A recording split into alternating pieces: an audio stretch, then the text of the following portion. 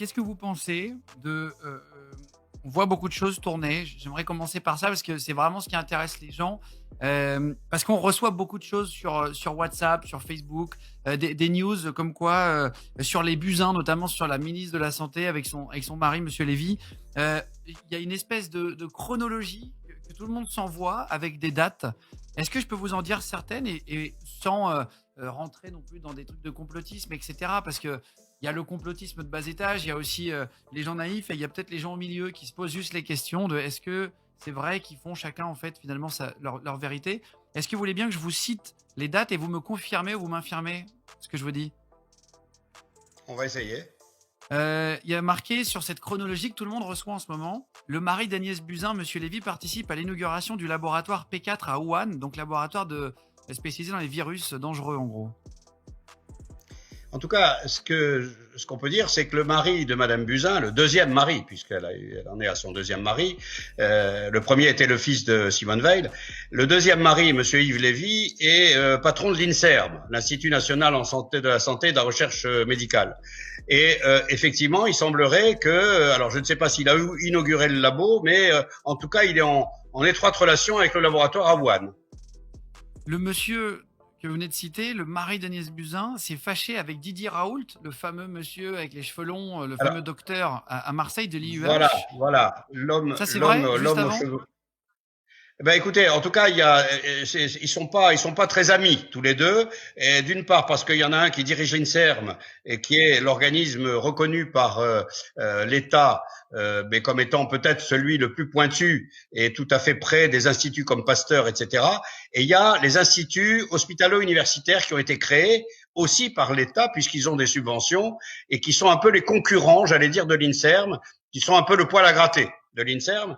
Et pour Didier Raoult, on peut dire que lui, c'est plus qu'un poil à gratter, puisque non seulement il est brillant, mais en plus il n'a pas les mêmes façons de procéder que l'INSERM, et il arrive à des résultats. En tout cas, c'est lui qui est spécialisé dans la virologie et dans les infections. Lui, Voilà. c'est Donc pas un ces clown, quoi, en instituts. gros. Vous êtes en train de dire que lui, c'est Écoutez, vraiment de quoi il parle. écoutez, c'est pas parce qu'on a les cheveux longs ou des lunettes roses qu'on n'est pas sérieux. Je suis Voilà. complètement d'accord. Donc, je pense que c'est une des sommités internationales dans son domaine et que il est fortement crédible dans la mesure où il a porté des preuves de l'efficacité de son traitement, qui n'est pas, bien sûr, c'est pas une efficacité à 200%, mais il a prouvé que la charge virale était diminuée au 6e jour lorsqu'on donnait le traitement par l'hydroxychloroquine et l'azithromycine au début de la maladie. Il est évident qu'il ne faut pas le donner lorsque les malades sont en réanimation. Mais il a prouvé, et d'autres papiers l'ont suivi, puisqu'il y a des papiers qui sortent actuellement en Chine, en Corée du Sud, et on applique maintenant, non seulement dans ces pays-là, en Italie, et depuis hier, on autorise en France, enfin, nous les Gaulois, ça vient toujours en dernier, même si nul n'est prophète en son pays, vous savez. Et donc, voilà, donc on Alors, accepte ça a été maintenant. autorisé, juste pour vous couper, ça a été autorisé dans plein de pays, la chloroquine. On a le spécialiste mondial justement du coronavirus, etc., qui est le docteur Raoult, ici chez nous. Et pourtant, c'est autorisé dans tous les pays, sauf vraiment la France qui a mis beaucoup plus de temps. Il y a un truc qui est un peu bizarre, et ça, c'est vraiment le plus important. J'aimerais que vous me disiez si c'est vrai. Agnès Buzyn, qui était ministre de la Santé, a classé dans les substances vénéneuses la chloroquine le 13 janvier, la faisant passer en fait finalement sous ordonnance et donc avec ça monter les prix, alors qu'elle était en vente libre depuis 50 ans. Est-ce que c'est vrai? Et pourquoi elle a fait ça juste avant? Oui, C'est très bizarre, non? Honnêtement, sans être complotiste, c'est chelou. alors, ça peut être interprété de deux façons. Soit il y a un conflit d'intérêts avec son mari, et que ça, ça peut être une interrogation.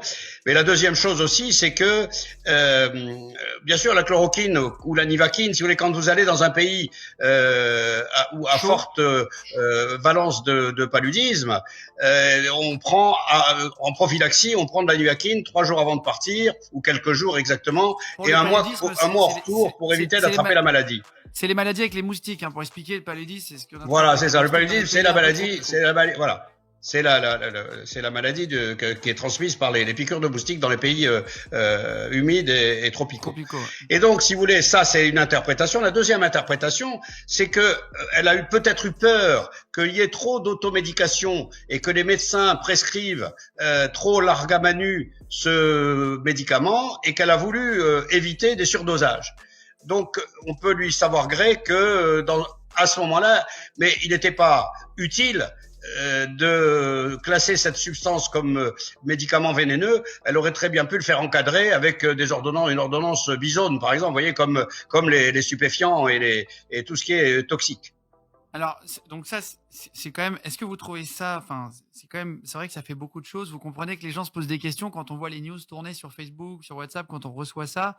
Et c'est vrai on trouve ça bizarre que la ministre de la Santé ait un rapport avec son mari, dans la même ville, les laboratoires, etc. Faut se mettre à la place des gens. Et c'est vrai que c'est étonnant. La chloroquine, ça coûte que 10 centimes le cachet, c'est ça? C'est très peu cher. Ben oui, alors peut-être que c'est pas assez cher. Perfect.